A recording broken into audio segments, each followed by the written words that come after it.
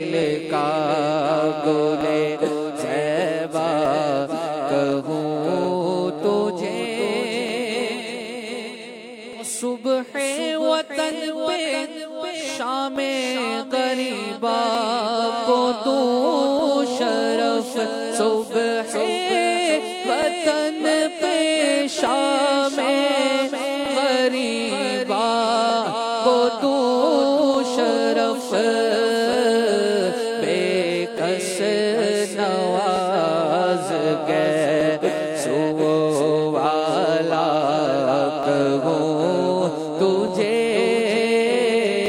بے کس نواز گئے سو والا کہوں تجھے، اللہ رے تیرے جسم منور کتابش، اللہ رے تیرے جسم منور کتابش، اے جانے جا میں جانے تجلی کہوں تجھے، اے جانے جا میں جانے، ہاں اے جانے جا ایمان جہاں، اے جانے جا ایمان جا، اے جانے جا میں جانے تجلی کہوں تجھے۔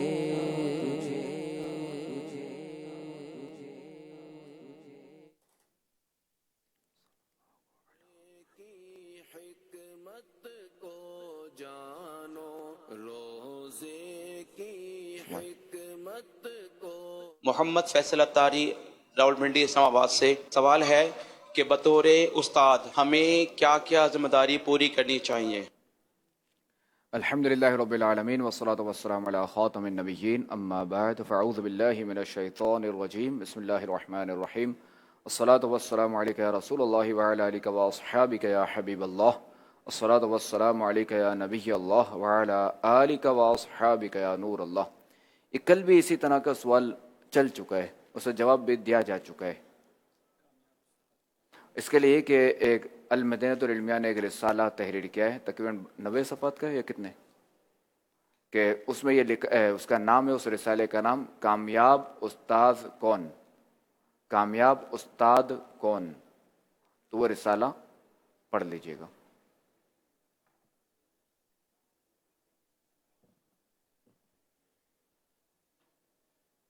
میرا یہ سوال ہے کہ روزے کی حالت میں ٹائم پاس کرنے کے لیے گیم کھیل سکتے ہیں یا نہیں؟ نہیں، روزے کی حالت ہو یا غیر روزہ ہو، گیم نہیں کھیلنی چاہیے۔ یعنی جو نابالغ ہیں ان کا الگ حکم ہے، جو بالغ ہیں، جو بڑے ہیں، ان کے لیے تو ویسے ہی جو ہے وہ لہو و لعب میں آئے گا۔ تو اب چاہے وہ روزہ ہو یا غیر روزہ ہو، دونوں صورتوں میں گیم نہیں کھیلنی چاہیے۔ اور بچوں کو بھی چاہیے کہ جو موبائل وغیرہ میں گیم ہے ان سے بچنا چاہیے۔ بچوں کو اگر کھیلنا ہی ہے تو فزیکل ایکٹیویٹیز رکھیں، جس سے جو گیند وغیرہ ہوتی ہے، جو چھوٹے بچے میں ان کی بات کر رہا ہوں، اس سے کھیلنا مفید رہے گا، فائدہ مند دے گا۔ دوسرا یہ کہ ٹائم اگر گزارنا ہی ہے تو مطالعہ کر لیجئے۔ اگر اس وقت جو ہے وہ فقہ کا مطالعہ کرنے کا ذہن نہیں بنتا، قرآن و حدیث کا مطالعہ کرنے کا ذہن نہیں بنتا، تو واقعات کی کتاب لے لیجئے، جو واقعات سے بھی جو ہے وہ بہت کچھ سیکھنے کو ملتا ہے۔ اور اگر کوئی بندہ قرآن و حدیث کا مطالعہ کر رہا ہے، اس میں بھی اگر بندہ تھک جائے، فقہ کا مطالعہ کر رہا ہے، چونکہ فقہ میں جو ہے نا بندہ تھک جاتا ہے، کیونکہ دماغ اس میں جو ہے نا ٹھیک ٹھاک استعمال ہوتا ہے۔ فقہ کو جو ہے وہ پڑھنا نہیں ہوتا، سمجھنا ہوتا ہے۔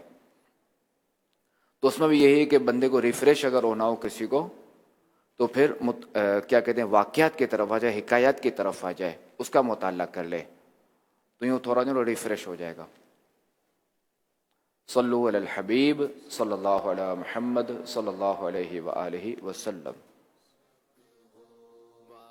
سوال یہ ہے کہ کوئی اسلامی بھائی سنت کی وجہ سے زلفیں اور کرتا شریف پہنتا ہو، اور کچھ لوگ کہتے ہیں کہ اس کو بند سنور کے رہنا چاہیے۔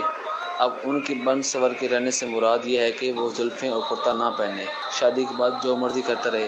ان کا ایسا کہنا کیسا، اور شریعت میں بند سنور کے رہنے سے کیا مراد ہے؟ یعنی ایک تو یہ ہے کہ زلفیں جو ہے وہ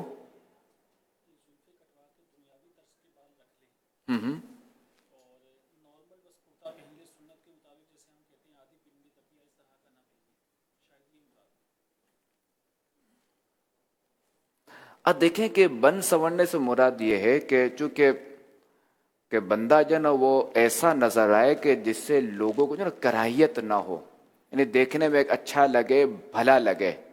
اب ہم ٹپ ٹاپ کی طرف بھی نہیں جائیں گے کہ بندہ جو نا وہ ٹپ ٹاپ لگے، یہ بھی نہیں، میانہ روی ہو، اور اس کا یہ حال بھی نہ ہو کہ بالکل جو نا وہ بال کہاں جا رہے ہیں، امامہ جو نا وہ کہاں جا رہا ہے، ایک یعنی طریقے سے رہے، سلیقے سے رہے، ایک آستین کہاں جا رہی ہے، دوسری آستین کہاں جا رہی ہے، تو یہ نہیں، ایک سلیقے سے رہے تاکہ غیر اگر دیکھے تو وہ دیکھیں واقع تو وہ مسلمان ایسے ہوتے ہیں۔ پھر سنت والا جو بھی لباس ہے نا، اس میں اپنائیت ہوگی اور اس میں حسن ہوگا، نہ کہ لوگ اس سے دور بھاگے، ایسا نہیں ہے۔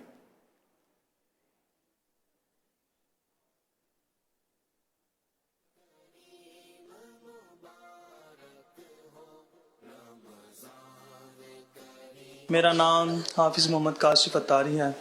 میں گجرانوالہ سے تشریف لایا ہوں اعتکاف کرنے کے لیے۔ میرا سوال عرض ہے کہ سحری کے وقت تہجد کی نماز ادا کر سکتے ہیں؟ اس کا جواب عنایت فرما دیں، جزاک اللہ خیرہ۔ اگر عشاء کے بعد کچھ دیر اگر نیند کر لی، چاہے ایک لمحہ ہی صحیح، یعنی نیند کا جھونکا ہی لگ گیا، یعنی تھوڑی سی آنکھ لگی اور بندہ اٹھ گیا، یعنی اگر کہ بیٹھے بیٹھے ہی اس کی آنکھ لگ گئی، تو اب جو ہے وہ تہجد پڑھ سکتا ہے۔ اب چاہے سحری کا وقت ہو یا سحری سے جو 3 گھنٹے پہلے، تہجد وہ پڑھ سکتا ہے، اس میں کوئی حرج نہیں، اور بالکل تہجد پڑھنی چاہیے، ثواب کا کام ہے، اس کے فضائل و برکات ہیں، اس نماز کی بڑی فضیلت بھی آئی ہے۔ کم از کم اس کی 2 رکعتیں اور زیادہ سے زیادہ جو وہ 8 رکعتیں۔ صلو علی الحبیب صلی اللہ علیہ محمد صلی اللہ علیہ وآلہ وسلم۔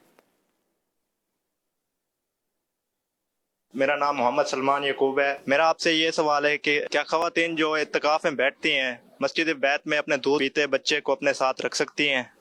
اس بارے میں رہنمائی فرما دیجیے۔ جی ہاں، ساتھ رکھ سکتی ہیں بچے کو، دودھ پیتے بچے کو دودھ پلا سکتی ہیں، کوئی اس میں حرج نہیں ہے، اور دیگر بھی اس کے کام کاج کر سکتی ہیں، گھر کے دیگر کام بھی ہو سکتے ہیں مسجد بیت میں رہتے ہوئے۔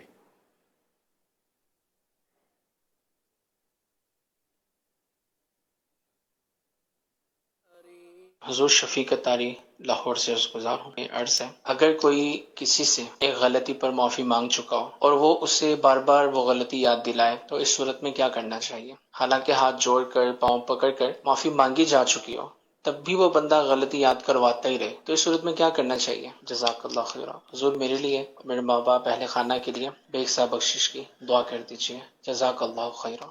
آمین وإیاکم۔ اللہ کریم ہماری بے حساب مغفرت فرمائے۔ دیکھیں اس میں یہی کہ ایک مسلمان سے اگر غلطی ہو جائے، اور اب اگر وہ ایک تو یہ کہ وہ معافی مانگے، تو دوسرے مسلمان بھائی کو چاہیے کہ وہ اس کو معاف کر دے، ورنہ اس پر ہی وہی دے کہ اگر کسی بھائی سے غلطی ہوئی، اپنے کسی بھائی سے، مسلمان بھائی سے، اور دوسرا وہ معافی مانگنا چاہ رہے، اب اگر یہ معاف نہیں کرتا تو یہاں تک یہ ہے کہ کل بروز قیامت وہ میرے حوض پر نہ آئے، ان حوض کوثر پر نہ آئے، کہ جو اپنے مسلمان بھائی کو معاف نہ کرے۔ ایک تو یہ، دوسرا یہ کہ اب اس نے صحیح طریقے سے معافی مانگ لی، اب اس شخص نے معاف بھی کر دیا، یا تو ذاتی معاملہ تھا یا کوئی بھی اسے غلطی ہوئی اور اس نے توبہ کر لی، اب اگر یہ بندہ اس کو جنو بار بار یہ کہتا ہے، اچھا دیکھو دونوں چیزیں الگ الگ ہیں، اب اگر ذاتی معاملہ تھا اس نے معافی مانگ لی، اب اگر یہ بار بار اگر اس کو یہ یاد دلاتا ہے اس کا جرم، تو یہ بالکل یہ غلط ہے، اس طرح بالکل نہیں کرنا چاہیے، بالکل اخلاقیات کے خلاف ہے، شرعاً بھی یہ درست نہیں کہ ایک بندے نے جب توبہ کر لی، آپ سے معافی مانگ لی، اب سمجھے اس کا وہ حساب زیرو ہو گیا، اب وہ برابر ہو گیا معاملہ، آپ نے تو اسے معاف کر دیا، سب ہنسی خوشی ہو گیا، سب کچھ ہو گیا، اب اس کو بار بار یہ جو ہے وہ یاد دلانا، اس کے کہیں گے تانا دینا بھی کہہ سکتے ہیں اس کو. اس کو یہ بھی آر دلانا بھی آئے گا.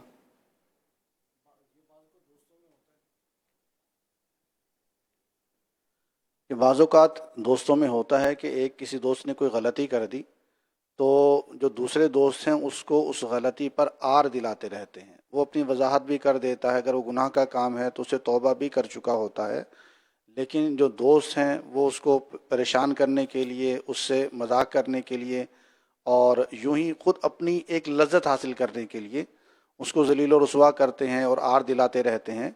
تو یوں عمومی طور پر یہ دنیاوی دوستوں کے گروپ میں یہ ہوتا ہے. بس ایک نے غلطی کر دی، اس کے بعد وہ بیچارہ پھنس جاتا ہے. تو یوں اس طرح آر دلانا شرعاً ناجائز ہے. اولاً تو اس میں ایک مسلمان کی دل آزاری ہے، اور پھر دوسری اس پر وعید بھی ہے کہ اگر وہ گناہ تھا اور جو مرتکب تھا، ارتکاب کرنے والا تھا، وہ اسے توبہ کر چکا ہے، تو توبہ کے بعد اگر کوئی اسے اس گناہ پر آر دلاتا ہے تو وہ شخص آر دلانے والا مرے گا نہیں جب تک وہ خود اس گناہ میں مبتلا نہ ہو جائے. تو یہ وعید بھی ہے، اور کسی بھی مسلمان کو آر دلانا بلا وجہ شرعی درست نہیں ہے. اور پھر تیسری بات یہ ہے کہ اس میں مسلمان کی دل آزاری ہے، اور مسلمان کی دل آزاری کرنا بذات خود ایک گناہ کبیرہ عمل ہے. اچھا، یہاں دو چیزیں ہوئی نا. ایک تو یہ کہ دوستوں نے اس کا مذاق اڑایا، اگرچہ کہ دل آزاری اس میں ہے، اور ایک کہ وہ بندہ خود اس کو کہہ رہا تم نے یوں کیا تھا. اب وہ مذاق میں نہیں کہہ رہا، یہ تم نے فلاں، جیسے وہ کوئی آیا اس نے کوئی بات چیت کی، اب اس کو یاد آ گیا تم نے میرے ساتھ فلاں دن یہ فلاں وقت یہ سلوک کیا تھا، تم نے یوں کیا تھا میرے ساتھ. اب وہ مذاق نہیں کر رہا، دلا آ رہی رہا ہے. تو جہتیں دونوں کی الگ الگ ہیں. وہ چونکہ اس میں بھی اس کی ظاہر ہے کہ وہاں تو پھر یہ ہنسی مذاق ہے، تو ہنسی مذاق کے ساتھ اور چیزیں بھی ہوتی ہیں، اور یوں بھی دل آزاری اور بھی دل آزاری کے سبب ہوتے ہیں. تو یہ تو یوں دیکھا ہے جو تو اور زیادہ خطرناک ہے نا. ایک بندہ اسے معافی مانگے، اس کے باوجود یہ سیریس ہو کر بالکل سنجیدہ ہو کر اسے کہتا تم نے یوں کیا تھا میرے ساتھ، مسلسل شرمندہ کیے چلے، مسلسل شرمندہ کیے جا رہا ہے. یہ تو اور خطرناک ہوا نا، چونکہ اس میں دل آزاری تو اس کی ہو رہی کہ ایک چیز ہے اس نے معافی مانگ لی، توبہ کر لی. یہ اور زیادہ خطرناک ہے. اس کے لیے کہ امیر سنت رسالہ ہے عفو درگزر، وہ رسالہ پڑھ لیجئے. ایک تو یہ، دوسرا یہ کہ بغض و کینہ اس حوالے سے مطالعہ کر لیا جائے. تو یہ بھی ایک طرح سے جہت تو یہاں نکلے گی، یہ بندہ جو ہے نا ابھی تک دل میں لے کر بیٹھا ہوا ہے، یعنی اس نے اب تو ڈیلیٹ نہیں کیا، حالانکہ اس نے جو ہے نا وہ ریزر پھیر دیا ہے اور اس کے سامنے ڈیلیٹ ہوا تھا، مگر جو ہے نا وہ ہوتا ہے نا موبائل میں سسٹم نہیں ہوتا، بعض اوقات جو وہ اندر کہیں جا کے چیز رہ جاتی ہے ڈیٹا، تو بار بار ڈیٹا ریکور ہو جاتا ہے. تو اس کو جو نا بالکل ڈیلیٹ کر دیں، نسین مسین کر دیں، جیسا کہ ایسا کو ہوا ہی نہیں ہے. جب ایک بندے نے معافی مانگ لی تو ختم، بس گویا کہ ایسا ہوا ہی نہیں. معافی کا مطلب ہی یہی ہے کہ گویا کہ ایسا ہوا ہی نہیں ہے، ختم. تو اللہ کریم ہمارے سینوں کو اپنے مسلمان بھائیوں کے کینے وغیرہ سے میں پاک رکھے ہمارے سینے. لیکن ہم مثال دیتے ہیں نا، جب یہ سرکار صلی اللہ علیہ وسلم کو تذکرہ کرتے ہیں تو ہم یہ کہتے ہیں کہ سینہ بے کینہ، جسے مراد یہی ہے سینہ بے کینہ. اللہ کریم ان کے طفیل ہمارا سینہ بھی ایسا کر دے.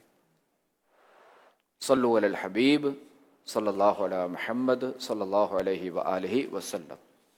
مکتبۃ المدینہ کی کتاب بغض و کینہ، اس کے 83 صفحات ہیں اور یہ 20 روپے قیمت پر مکتبۃ المدینہ سے حاصل کر سکتے ہیں. اسی طرح عفو درگزر کی فضیلت، یہ رسالے کا تذکرہ ہوا، عفو درگزر کی فضیلت مع ایک اہم مدنی وصیت. یہ رسالہ بھی مکتبۃ المدینہ سے آپ حاصل کر سکتے ہیں. اس کے 32 صفحات ہیں اور 9 روپے قیمت پر آپ مکتبۃ المدینہ سے حاصل کر سکتے ہیں. سیدھی جی اچھا، غیبت کی تباہ کریے جو نا کتاب، اس میں بھی عفو درگزر یہ رسالہ یہ موجود ہے. جی کیا فرما رہے تھے سفیان بھائی؟ یہ سوال حافظ صغیر ہیں، یہ سوال کر رہے ہیں کیا شیشے کو ستھرا بنا سکتے ہیں، ایسا ستھرا جس میں خود نظر آ رہے ہوں اور ایسا ستھرا کہ جو آر پار نظر آ رہا ہوتا ہے. مسجد کے دروازے بھی اس طرح کے بنے ہوئے ہوتے ہیں. شیشے کو ستھرا بنایا جا سکتا ہے، لیکن اس کے لیے ضروری ہے کہ چیز ایسی ہو کہ جس سے مقصود پورا ہو سکے. تو مقصود پورا کرنے کے لیے یہ ضروری ہے کہ وہ جو چیز ہے جس کو ستھرا بنایا جائے وہ کم از کم چھوٹی انگلی، جس کو چنگلیاں کہا جاتا ہے، اس کے برابر موٹی ہو اور 1 ہاتھ اونچی ہو. اور جو نمازی ہے اس کے سامنے اس کو زمین میں گاڑا جائے یا سیدھا کھڑا کیا جائے اور بہتر یہ ہے کہ بائیں آنکھ کے مقابل اس کو رکھا جائے. اگر شیشے میں بھی چیزیں پائی جاتی ہیں تو شیشہ ستھرا بہرحال بن جائے گا، لیکن یہ مقصود حاصل نہیں ہو پائے گا، تو اس لیے بہتر یہ ہے کہ شیشے کو ستھرا نہ بنایا جائے. جیسے ابھی ہم جہاں بیٹھے ہیں یہاں باہر اگر کوئی نماز پڑھتا ہے تو ہمارا گزرنے میں جو ہے شرن کوئی حرج نہیں، یعنی کیا کہتے ہیں ستھرا بن جائے گا، مگر جو مقصود کیا ہے کہ نماز کی توجہ نہ بٹے. وہ تو ذرا چھوٹے بیگ میں ہی بیٹھے گی، اتنا اگر رکھتا ہے بیگ سفر میں ہوتے ہیں. اصل جو اس میں جو سترے کا جو مقصد ہوتا ہے وہ گزرنے والے کو متنبع کرنا ہوتا ہے، کہ گزرنے والا جو ہے وہ سترے کو دیکھ کر وہ نمازی کے قریب سے نہ گزرے بلکہ ماورا سے دور سے گزرے، اور اس کی نگاہ سجدہ میں نہ آئے، کیونکہ جب نگاہ سجدہ میں نہیں آئے گا تو مصلی کو، نماز پڑھنے والے کو گزرنے والے کا پتہ نہیں چلے گا، اور جب اسے پتہ نہیں چلے گا تو اس کی نماز میں خشوع و خضوع برقرار رہے گا. پتہ یہ چلے مقصود ہے. گزرنے والا شیشے سے ٹکرا جائے. صورتیں تو بہت ساری بن سکتی. جی خیر، وہ جو مسجدوں جو دروازہ وغیرہ ہوتا ہے نا، اس میں تو ظاہر ہے کہ وہ واضح ہوتا ہے کہ یہ دروازہ ہے اور نظر آ جاتا ہے، مگر جو یہاں سوال اس لیے ہے نا کہ مسجد کا دروازہ ہے اور ہے شیشے کا، اب بندہ کیسے گزرے؟ تو خیر اس سے بندہ گزر سکتا ہے، شرن یہ سترا کہلائے گا. خلیفہ امیر اہل سنت کے آفیشیل فیس بک پیج مولانا عبید رضا، اس پر بھی یہ سیشن مدنی مذاکرے کا براہ راست دیکھا جا رہا ہے، وہاں بھی سوالات کر سکتے ہیں. یہ خلیفہ امیر اہل سنت کے آفیشیل فیس بک پیج پر عبد الجبار ہیں، یہ سوال کر رہے ہیں کہ عقیقے کا گوشت ہے، کیا یہ سارے کا سارا بانٹ دینا چاہیے یا خود کے لیے بھی رکھ سکتے ہیں؟ خود کے لیے بھی رکھ سکتے ہیں. اس میں یعنی یہی ہے کہ جیسے چھوٹا جانور ذبح کیا، اب اس کا جو ہے وہ دستی یا ران یہ جو ہے وہ دائی کو دی جائے گی، اور بقیہ یہ ہے کہ کچھ اسے میٹھا گوشت بھی بنایا جائے تاکہ یہ اچھی فال لی جائے اس سے، اور دوسرا ہے کہ اس کا کچھ حصہ تقسیم کر دینا چاہیے، بھلے رشتہ داروں میں کر سکتے تو کچھ حصہ خود بھی رکھ سکتے ہیں، اور نارمل گوشت بھی بنا سکتے ہیں میٹھے کے علاوہ جو سالن ہمارے یہاں بنتا ہے. سارا تقسیم کر دیں تب بھی کوئی حرج نہیں، سارا رکھ لیں تب بھی کوئی حرج نہیں. بس یہ ہے کہ عقیقے کے جانور میں یہ شرط ہے کہ اس کا جانور وہی ہوگا جو قربانی کے شرائط پر پورا اترتا ہو. جس طرح قربانی کا جانور بے عیب ہونا چاہیے، اسی طرح عقیقے کا جانور ہی بے عیب ہونا چاہیے، اور عمر بھی قربانی کے جو جانور کی ہے وہی یہاں پہ عمر وہی ہونی چاہیے. صلو علی الحبیب صلی اللہ علیہ محمد صلی اللہ علیہ وآلہ وسلم. جواب دیجئے. لبیک. سب سے اعلیٰ جنت کون سی ہے؟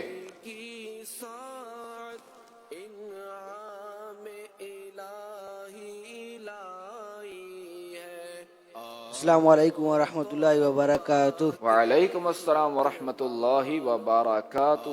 میرا نام غلام حسین ہے. وہ آپ کا حضور آپ کو جواب جنت الفردوس. جواب درست ہے. جبرائیل علیہ الصلوۃ والسلام خاتم النبیین صلی اللہ تعالی علیہ وآلہ وسلم کی بارگاہ میں کتنی بار حاضر ہوئے؟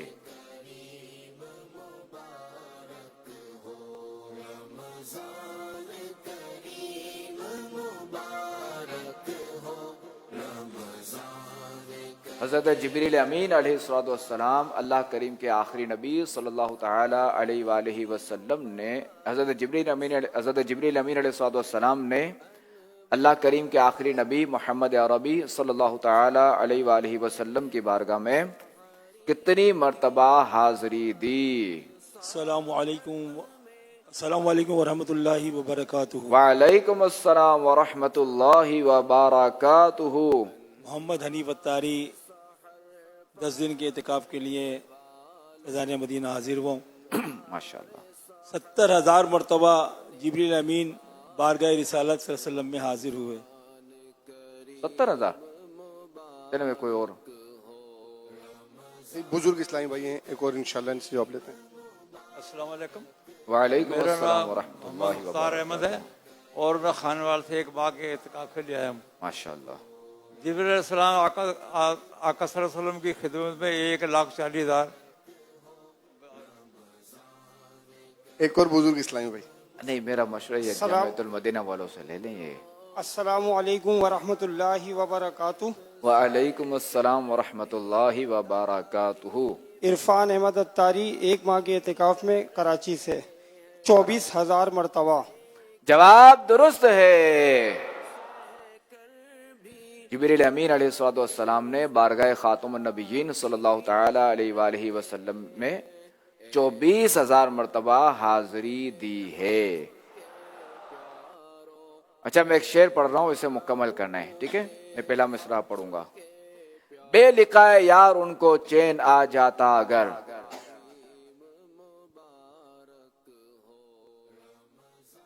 अस्सलामु अलैकुम वरहमतुल्लाहि वबरकातुहू। वालेकुम अस्सलाम वरहमतुल्लाहि वबरकातुहू। मोहम्मद फैज़ान अत्तारी, बल्दिया टाउन कराची से 1 माह के एतकाफ़ के लिए। बेलिकाए यार उनको चैन आ जाता अगर, बार बार आते न यूं जिब्रील सिदरा छोड़कर। जवाब दुरुस्त है। बेलिकाए यार उनको चैन आ जाता अगर, बेलिकाए यार उनको चैन आ जाता अगर, बार बार आते न यूं जिब्रील सिदरा छोड़ कर, बार बार आते न यूं जिब्रील सिदरा छोड़ कर। सल्लु अलल हबीब सल्लल्लाहु अला मुहम्मद सल्लल्लाहु अलैहि व आलिहि वसल्लम। सवाल फिर इंशाल्लाह मज़ीद कुछ देर बात करते हैं इंशाल्लाह।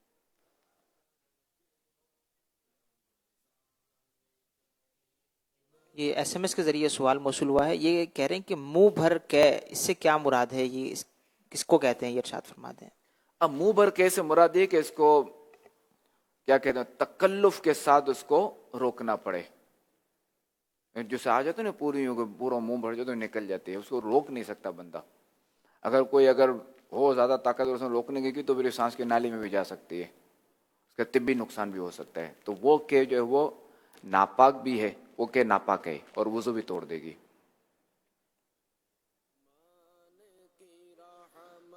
ये एक और सवाल मौसूल हुआ है SMS के ज़रिए। ये कह रहे हैं क्या फितराना ईदी के तौर पर अपनी सगी बहन को दे सकते हैं या फितराना बताना ज़रूरी है?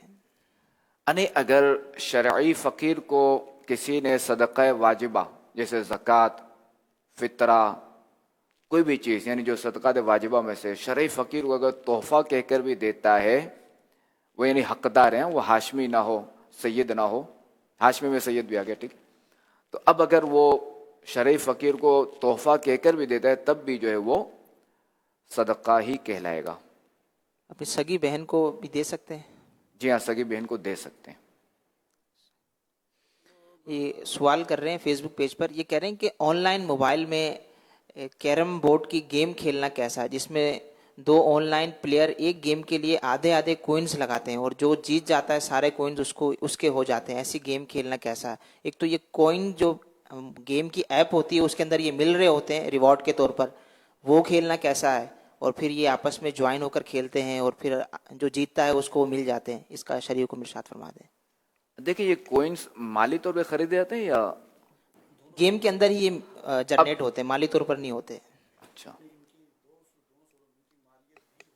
इनकी जो ना मालियत भी होती है और जो इनको खरीदना तो दोनों ही सूरतें हैं। बाज़ औक़ात तो इन कॉइन्स की कोई फिजिकल कोई हैसियत नहीं होती, फ़कत गेम के अंदर ही होते हैं। फ़कत ये होता है कि खेलने वाले को एक मज़ा हासिल हो जाता है कि मैंने इतने कॉइन्स जीत लिए। लेकिन बाज़ औक़ात ये होता है कि आजकल बहुत सारी ऐसी गेम्स आ गई हैं कि इन कॉइन्स की बज़ाते खुद एक वैल्यू होती है और फिज़िकल वैल्यू होती है, और किसी एक स्टेज को पार करने के लिए या कुछ उस गेम के अंदर परचेज़ करने के लिए या कुछ आगे बढ़ने के लिए उन कॉइन्स की ज़रूरत पड़ती है और उनको ख़रीदा भी जाता है, बेचा भी जाता है। तो ये फिर वही जुआ वाली सूरत हो गई। अगर ये सूरत है तो अगर यानी इसकी कुछ ना कुछ इसका इस्तेमाल, अगरचे इसके पैसे नहीं मिलते, वो जो एक गेम की बात होते हैं ना, वो पार करने के लिए, पार करने तो क्या बोलते हैं, अगली स्टेज पर जाने के लिए, पिछली स्टेज से अगली स्टेज, हाँ, पिछली स्टेज से अगले स्टेज पे जाने के लिए अगर पार करना, बात कॉइन्स की ज़रूरत होती है। तो अब चूंकि अब ये यहाँ ये कॉइन्स ये इस्तेमाल होंगे तो इसका मतलब इसको इसने फ़ायदा उठाया ना, इससे इसकी कोई हैसियत है। अब ये हुआ जुआ, ये कॉइन्स उन्हें जुआ के ज़रिए हासिल हुए। तो अब चूंकि जो मुआहिदा हुआ ना जुए वाला, यही ख़तरनाक है।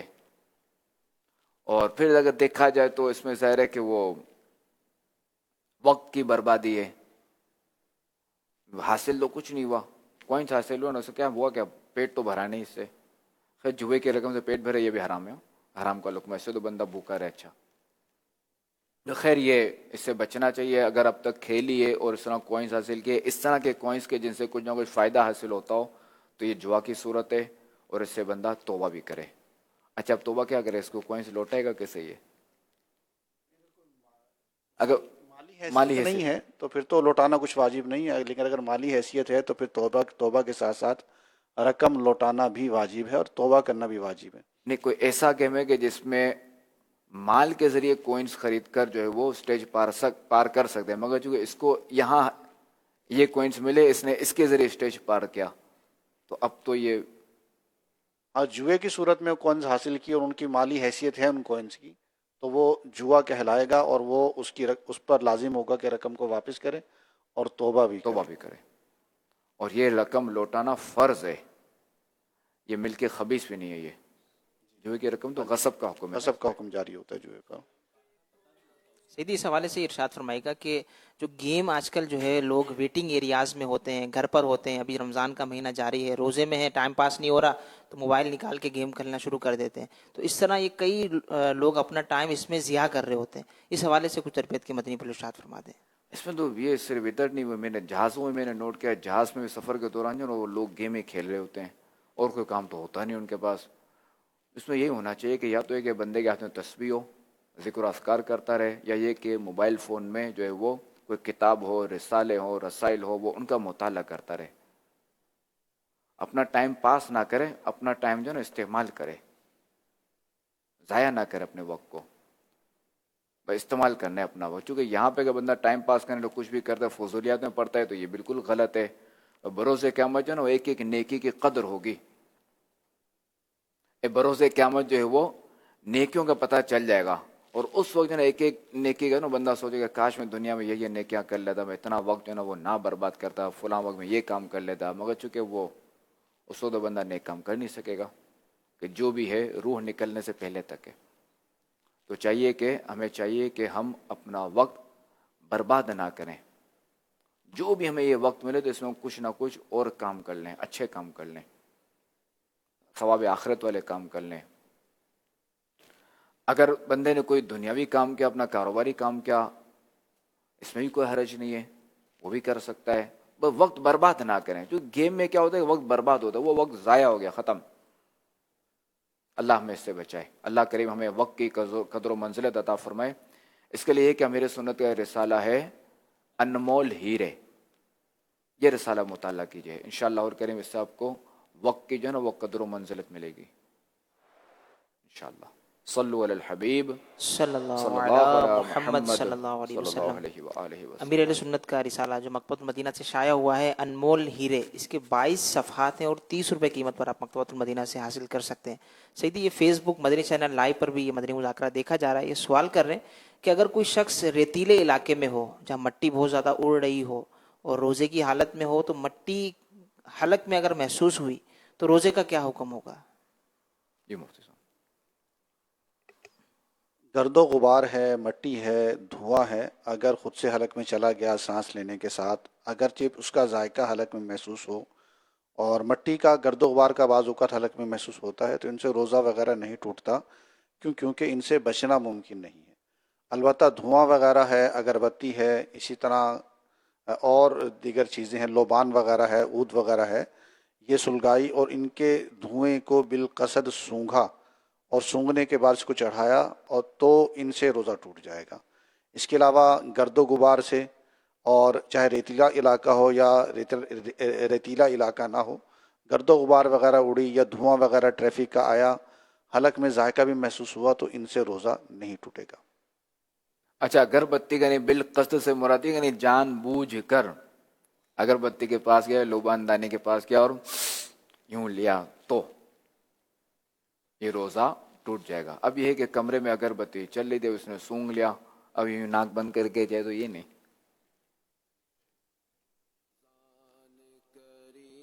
صلو علی الحبیب صلی اللہ علی محمد صلی اللہ علیہ وآلہ وسلم. محمد نوید ہیں گلگت بلتستان سے ان کا تعلق ہے. یہ سوال کر رہے ہیں نماز اور روزے کا حکم قرآن پاک میں دونوں کا موجود ہے، لیکن سفر میں نماز میں قصر ہے اور اگر نہیں پڑھے گا تو گناہگار ہوگا، قصر کرنا ہی لازم ہے. لیکن سفر میں روزہ اگر چھوڑ دے گا تو گناہگار کیوں نہیں ہوگا؟ حکم تو دونوں کے برابر ہیں. دیکھیں کہ نماز جو ہے نا، وہ جو 4 رکعتی نماز ہے نا، اس میں قصر ہے. فجر میں 1 رکعت نہیں ہے، مغرب میں 1.5 رکعت نہیں ہے، مغرب میں 3 ہی پڑھنی ہے اور فجر میں 2 ہی پڑھنی ہے. ٹھیک ہے، ایک تو یہ. دوسرا یہ کہ سفر میں جو رمضان کا جو روزہ ہے، سفر میں اسے اختیار ہے، اگر رکھ لے تو ثواب ملے گا، نہیں رکھتا تب بھی اس کو بعد کیا کہتے ہیں، سفر کے بعد اس کو رکھنا ہی ہے. رمضان کے بعد اس کو رکھنا تو ہے، یوں معاف نہیں ہے کہ بندہ اس کو چھوڑ ہی دے، ایسا نہیں ہے.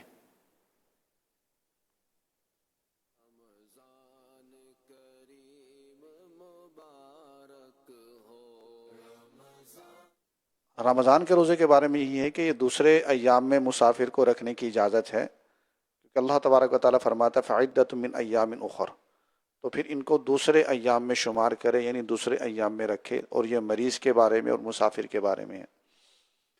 تو یہ شریعت نے اس کے لیے تخفیف دی ہے کہ اگر رمضان میں روزہ رکھنا دشوار ہے تو وہ دوسرے ایام میں رکھے گا، لیکن یہ رخصت ہے، نہ کہ اس کو اجر و ثواب بھی اتنا ہی ملے گا جو رمضان میں ملنا ہے. تو اس لیے اگر مسافر ہے اور روزہ رکھنا اس کے لیے ممکن ہے اور اس کو کوئی ایسی دشواری نہیں آئے گی کہ روزہ توڑنا پڑے گا، تو بہتر یہ ہے کہ وہ روزہ رکھ لے تاکہ اسے رمضان کے فضائل و برکات مل سکیں. ورنہ بعد میں یہ ہوگا کہ جو اس کے ذمے پر فرض تھا، بعد میں اس نے روزہ رکھا تو فقط وہ فرض ساقط ہوگا، رمضان کے جو فضائل اسے ملنے تھے وہ ہرگز نہیں مل پائیں گے. اور آج کل کے تو سفر تو ویسے ہی آسان ہے. اور دوسرا یہ کہ قصر اگر نہیں کرتا تو گناہگار ہوگا. واقعی درست بات ہے، قصر اگر نہیں کرے گا تو گناہگار ہوگا. اور رمضان میں مسافر روزہ چھوڑ دیتا ہے، رخصت پر عمل کرتا ہے تو گناہگار نہیں ہوگا. تو اس کا سمپل سا سیدھا سا جواب یہ ہے اللہ رسول کا حکم ہے، ہمارے رب نے جو فرما دے بس ختم. اسی نے اس چیز کو لازم قرار دیا، لازم لبیک. اس چیز کو اس نے رخصت دی، لبیک. تو ہم تو ظاہر ہے کہ حکم ماننے کے پابند ہیں کہ ہمیں جو ہے وہ حکم ماننا ہے بس، اور اس کے احکام پر عمل کرنا ہے. اور ہم اللہ تعالیٰ سے دعا بھی کرتے ہیں کہ اللہ تبارک و تعالیٰ ہمیں اپنا مطیع و فرما بردار بندہ بنائے.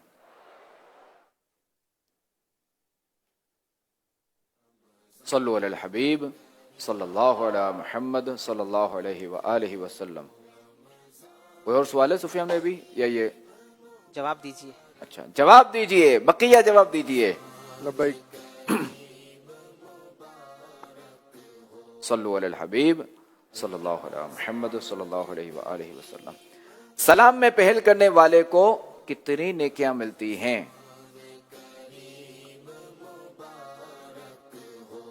چھوٹے سے بچے سے اس کا جواب لیتے ہیں انشاءاللہ الکریم. السلام علیکم ورحمۃ اللہ وبرکاتہ. وعلیکم السلام ورحمۃ اللہ وبرکاتہ. 90 دیتے ہیں. جواب درست ہے.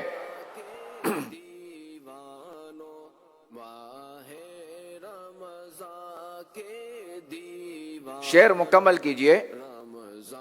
اللہ اکبر اپنے قدم اور یہ خاک پاک.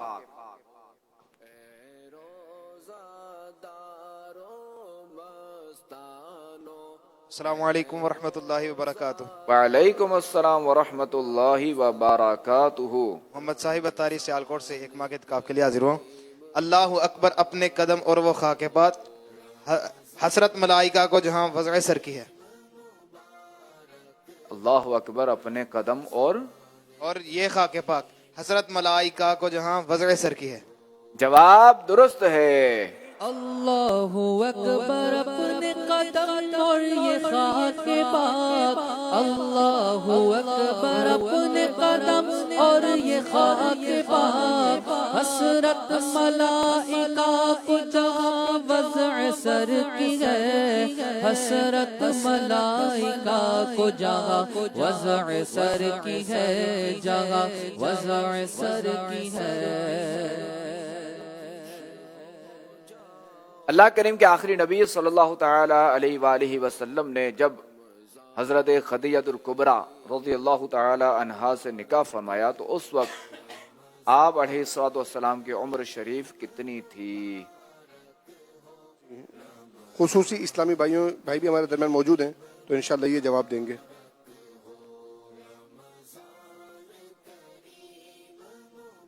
السلام علیکم ورحمۃ اللہ وبرکاتہ. وعلیکم السلام ورحمۃ اللہ وبرکاتہ. میرا نام محمد نعمان اتاری ہے اور میں کراچی سے 1 ماہ کے اعتکاف میں. ماشاءاللہ، مرحبا. 25 سال. جواب درست ہے. انہیں انشاءاللہ سوغات مدینہ اور عطر شریف پیش کریں گے. سبحان اللہ. اس سوغات مدینہ میں کیا کیا ہے؟ سوغات مدینہ میں مدینہ شریف کی کھجور وغیرہ اور چاکلیٹس وغیرہ. ماشاءاللہ. مدینہ شریف کی کیا ہے؟ کھجور ہے، اجوا کھجور بھی ہے اس میں. ماشاءاللہ ماشاءاللہ.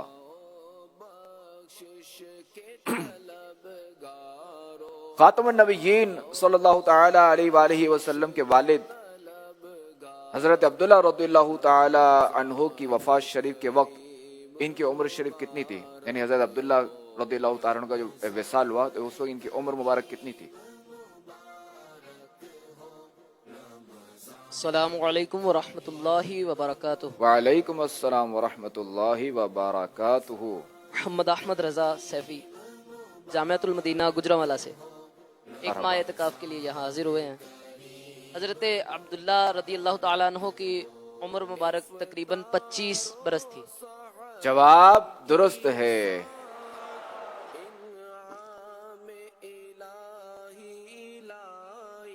سوال. رضا سوال کر رہے ہیں، ایس ایم ایس کے ذریعے ان کا سوال موصول ہوا ہے کہ میں درزی کا کام کرتا ہوں اور درزی کی دکان پر نوکری کرتا ہوں. جب دکان پر کام نہیں ہوتا تو میں اپنا ذاتی کام کر لیتا ہوں اور مینیجر بھی منع نہیں کرتے. ایسا کرنا کیسا ہے؟ اب چونکہ یہ وقت کا اجارہ ہے نا تو اس میں یہ کہ کوئی اور کام نہیں کر سکتے. ہاں، سیٹھ نے اگر اجازت دی ہوئی ہے کہ بھائی ٹھیک ہے آپ فارغ ہیں تو کوئی اور ہم کام کر لیں تو پھر کر سکتے ہیں. اب مینیجر کو اگر اتنا اختیار حاصل ہے تو پھر کام کر سکتے ہیں. مینیجر با اختیار ہوتا ہے عموماً، اتنا وقت کا نہیں ہوتا.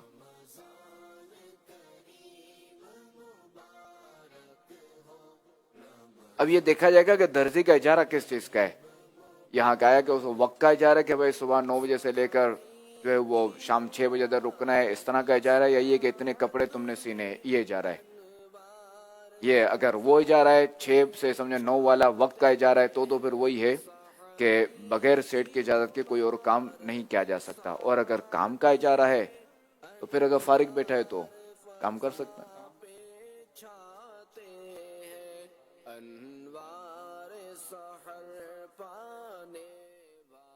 درزی میں عمومی طور پہ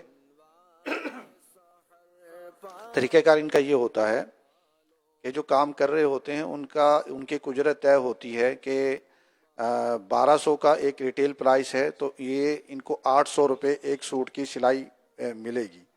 تو جتنے سوٹ یہ سلائی کریں گے اس کے اعتبار سے ان کو فی سوٹ سلائی اجرت مل جائے گی. کام ہوگا تو زیادہ کام ہوگا تو زیادہ اجرت بن جائے گی، کم کام ہوگا تو کم اجرت بنے گی. ان کو خاص طور پہ جو درزی وغیرہ کی دکان ہوتی ہے ان کو تنخواہ پر نہیں رکھا جاتا. زیادہ تر یہ اگر کہیں پر تنخواہ پر رکھا جاتا ہے یعنی وقت کا ان کا اجارہ ہوتا ہے کہ صبح 8 سے رات 8 بجے تک یا شام 4 بجے تک یوں اجارہ ہے، تو پھر اس کے اندر یہ ہے کہ مالک کی طرف سے اگر اجازت ہے کہ کام نہیں ہے تو آپ اپنا ذاتی کام کر سکتے ہیں تو ذاتی کام کرنے کی اجازت ہوگی، ورنہ ذاتی کام کرنے کی صورت میں کٹوتی کروانی پڑے گی اتنے وقت کی. سوال کا حصے میں مینیجر بھی ہے نا، مینیجر کا لفظ ہے، اونر کا لفظ نہیں ہے، تو اس میں اکوپمنٹ وغیرہ اصل میں مینیجر اب اس میں با اختیار نہیں ہوتا کہ وہ اس طرح کی کوئی اجازت دے سکے. مینیجر کے سامنے فقط ایک مقصد ہوتا ہے کہ اس نے ملازمین سے ایک مکمل کام لینا ہے. تو جب وہ مکمل کام لے لیتا ہے تو وہ بہت سارے معاملات میں پہلوتہی کرتا ہے، تو وہ پہلوتہی کرنا یا چشم پوشی کرنا اس کے لیے بھی درست نہیں ہوتا. اب چونکہ مینیجر کا تذکرہ تو اس کا مطلب یہ کہ یہ کسی کمپنی کا کام ہے. اب ہو سکتا ہے کہ کمپنی میں پھر جو نا وہی وقت کا اجارہ ہو، کمپنی عموماً وقت کا ہی کا اجارہ ہوتا ہے. یہ جو ہے نا عام دکان میں پھر یہ ترکیب ہوگی کہ وہ فی سوٹ والی ترکیب. خیر دونوں مسئلے یہاں سے بیان کر دیے گئے. احسان ہے، ان کا سوال موصول ہوا ہے. یہ کہہ رہے ہیں کرسی پر تراویح بلا عذر پڑھنا کیسا ہے؟ کیا کرسی پر تراویح پڑھ سکتے ہیں بلا عذر؟ اب اس میں دیکھیں یہی ہے کہ بلا عذر تراویح پڑھنا جو نا یہ درست نہیں، کہ بعض علماء کے نزدیک تو تراویح ہوتی ہی نہیں، البتہ اگر پڑھتا ہے تو ثواب میں کمی ہوگی. بیٹھ کے پڑھے گا نا، زمین پہ بیٹھ کے پڑھے، کرسی پہ پڑھے.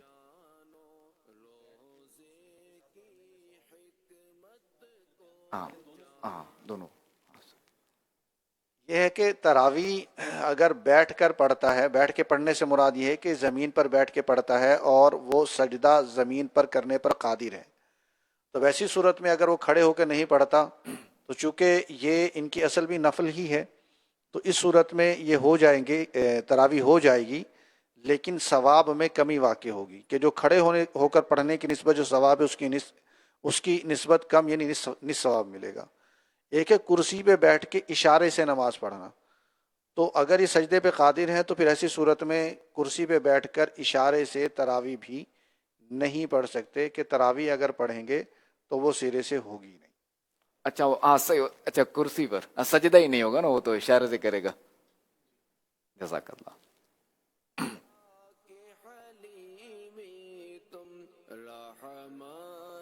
حیدرآباد سے رضوان اتاری عرض کر رہا ہوں. میرا سوال ہے کہ سجدے میں پیشانی اس طرح جمائی جائے کہ زمین کی سختی محسوس ہو، کیا یہ خواتین کے لیے بھی ضروری ہے؟ برائے کرم جواب ارشاد فرما دیں. میرے لیے، میری آل اور میرے والدین کے لیے بے حساب مغفرت کی دعا فرما دیں. مرد و عورت دونوں کے لیے یہی حکم ہے.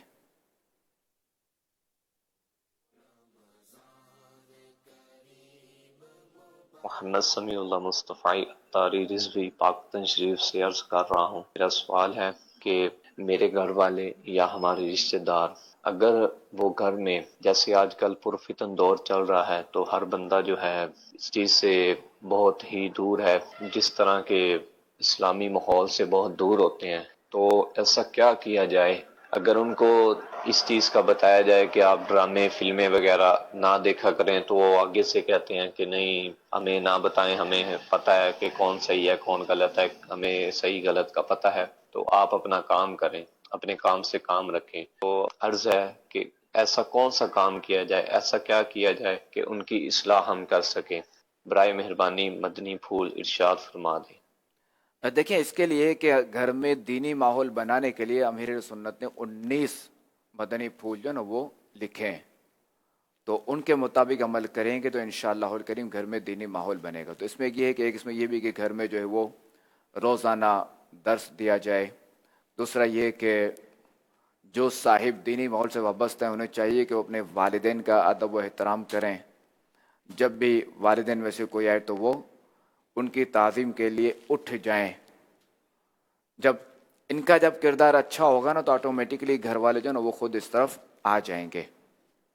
اور دوسرا یہ کہ منع کرنے کا بھی طریقہ ہوتا ہے کہ اب یہ فلمیں ڈرامے نہ دیکھیں، تو اس کا بھی ایک انداز ہے. نیکی کی دعوت دینے کا بھی ایک طریقہ ہے، گناہ سے روکنے کا بھی ایک طریقہ ہے. تو جب ہم اس طریقے کے مطابق کریں گے، نرمی سے کریں گے، تو انشاءاللہ الکریم وہ کیوں نہیں مانیں گے. پھر بھی بالفرض اگر آپ نے اپنا فرض ادا کر لیا، پھر بھی اگر نہیں مان لے تو پھر ظاہر ہے کہ آپ کو نیکی کی دعوت دینے کا ثواب ملے گا، آپ کو جو نہی عن المنکر کرنے یعنی گناہ سے روکنے کا ثواب ملے گا انشاءاللہ الکریم. صلو علی الحبیب صلی اللہ علیہ محمد صلی اللہ علیہ وآلہ وسلم. ماشاءاللہ ہمارے اسلامی بھی آ چکے ہیں. السلام علیکم ورحمۃ اللہ وبرکاتہ. وعلیکم السلام ورحمۃ اللہ وبرکاتہ. حضور کیسے ہیں آپ؟ خیریت سے ہیں؟ الحمدللہ علی کل حال. آج بھی وہی جی سیم کیا انشاءاللہ نور نعت انشاءاللہ ہم شروع کریں گے. نور سحر میں سب سے پہلا سیگمنٹ ہوتا ہے ہمارا، صحیح. اس کے بعد پھر نور صحابہ اور اہل بیت، پھر اس کے بعد نور تلاوت قرآن، پھر نور اسلام. یہ 4 سیگمنٹس ہوتے ہیں. تو سب سے پہلا سیگمنٹ جو ہے ہم نور نعت لے کے چلتے ہیں. صحیح ماشاءاللہ. نور نعت میں کیا ہوتا ہے؟ نور نعت میں ہم ناظرین کی فرمائشیں لیتے ہیں فیس بک کے ذریعے، کالز کے ذریعے، اور کوشش کرتے ہیں کہ زیادہ سے زیادہ فرمائشیں پوری کی جائیں. صحیح. تو انہیں کس طرح کی فرمائش پوری کرتے ہیں؟ جی کس طرح کی فرمائش پوری کرتے ہیں؟ کلاموں کی فرمائشیں آتی ہیں نور نعت میں، نعت شریف کی فرمائشیں، مناقب کی فرمائشیں آتی ہیں، مناجات کی آتی ہیں. تو تقریباً 3 دن شعر پڑھتے ہوں گے نا؟ تقریباً بعض اوقات 3-4 شعر بھی ہوتے ہیں، بعض اوقات ایسا بھی ہوتا ہے کہ کلام تھوڑا سا لمبا بھی ہو جاتا ہے. صحیح، ماشاء اللہ. جناب شروع کیجیے اپنا سلسلہ. انشاءاللہ الکریم. الحمدللہ رب العالمین والصلاة والسلام علی